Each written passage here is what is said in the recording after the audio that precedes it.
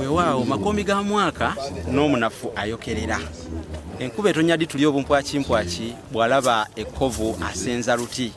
Naye sijja kudda mu kwesumagira mu bigambo ng'omusagga wa Nakkobyo. Ekyekulumbaza sikirya effampewo ndi wannyinimu.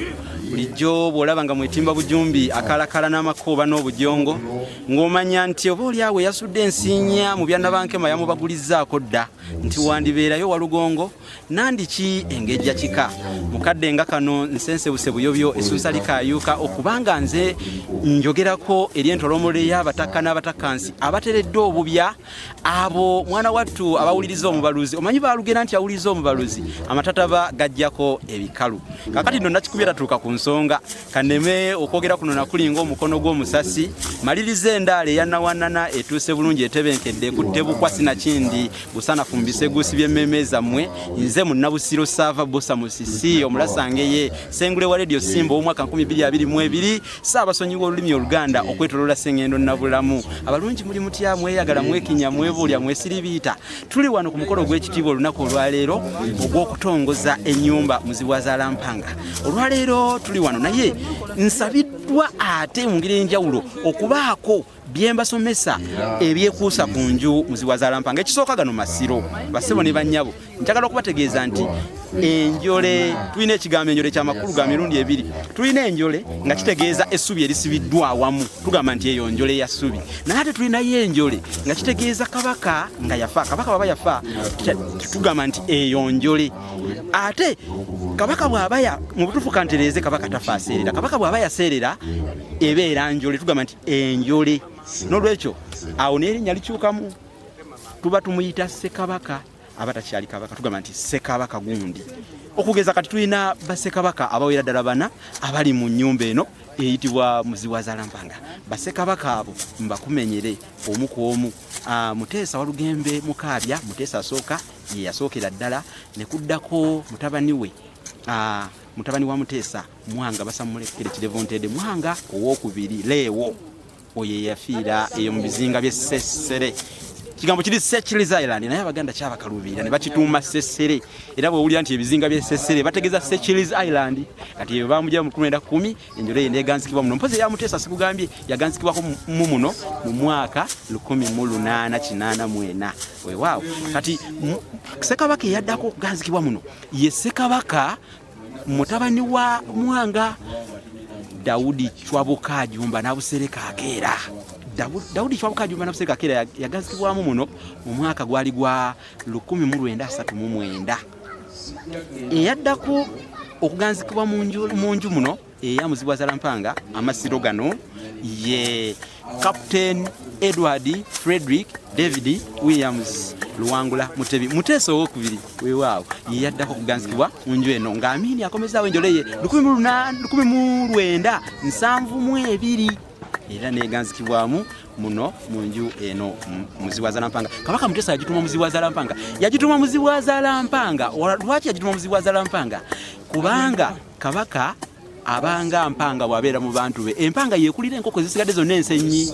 Kati ne kabaka bamuyita Mpanga. Era babadde beebuuza lwaki Abaganda kabaka bamuyita Sseggwanga. Kyekyo kubanga kabaka afaananako bw'olaba enkoko empanga oba eyo Sseggwanga gy'olaba efuga empanga zonna. Kyobola tumuyita Sseggwanga. Kati ennyumba Muzibuwazala Mpanga yagituuma linnya lino nti n'omuntu azaala kabaka aba muzibu taba wa bulijjo. Gano masiro yagizimba mu mwaka gwa 1882 n'agiyingira mu butongole. Ate teyagibaka mu bbanga ddene kubanga 1884 nkugambye yali akisa omukono. Kati beebo Bassekabaka bana abali mu nju eno.